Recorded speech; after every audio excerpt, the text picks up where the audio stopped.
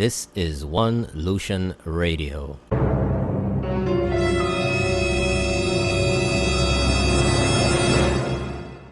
The fact is that the CIP program is not operating independently and autonomously.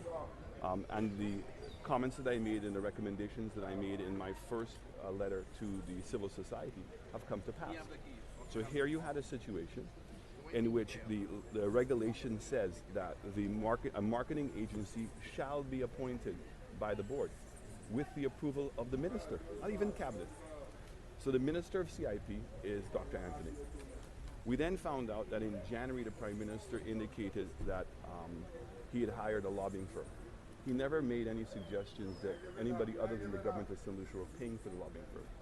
When we were releasing the letter, which showed in fact that on December 9th, the Prime Minister signed a contract with that lobbying firm and that Art and Capital were paying the fee of $150,000 US. So it begs the question, did Art and Capital get the contract before December 9th? So could it be a quid pro quo? Was it the fact that Art and Capital agreed to pay the $150,000 US, and then all of a sudden now in January we're appointed as the marketing agency? So unfortunately, when you don't have the separation that we're talking about, the level of independence, then it causes people to have grave concern about the legitimacy of this structure. Because the question was asked about your presence in Monaco when the CIP was launched. Mm-hmm. I was not in Monaco for the CIP. I was accompanying somebody who was. I had been attending the Conservative Party convention as I have done for the last 3 years. So I had no involvement in that whatsoever. But again, even that begs the question. That's all the way in October that the Prime Minister went and used Art and Capital's show to launch the CIP. And let's not forget that the public of St. Lucia were not even given the opportunity to have seen the regulations. The regulations were announced that night and then told to St. Lucians as a fait accompli afterwards. And so here was a government that started a process in which the opposition was included when it came to the legislation, but when it came to the regulations, the opposition was nowhere to be found. And the fact is that you went then and made matters worse by putting Ernest Hilaire as the chairman of the CIP.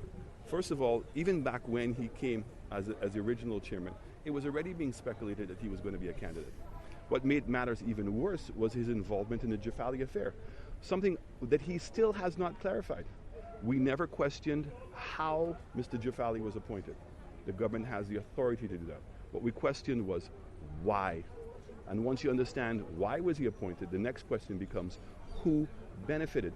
And this government has failed dismally, and Mr. Hilaire in particular, to clarify that position. And so that's why we believe that, one, he was a candidate, and two, given the tarnish of his reputation in terms of his judgment, because he is the one who chose Jafali, did he not do his due diligence and realize that this was going to be the case? It was. So when it comes to the CIP program, we have great reservations as to the direction it's going. We keep appealing to the government, we keep appealing to the civil society, we keep appealing to the general at large, that these things must be changed, because what we are doing is diluting our own sovereignty. And final question, we speak about readiness for the elections. Say the Prime Minister calls elections today. How ready is your party? Because the SLP has been launching candidates already. Are you going to have a joint launch of the candidates? Well, depending on the time that we have, he holds that key. But I can say to you, the United Workers' Party is more than ready. Our policies are ready, our party is ready, and I believe more so the public are ready for change in this country.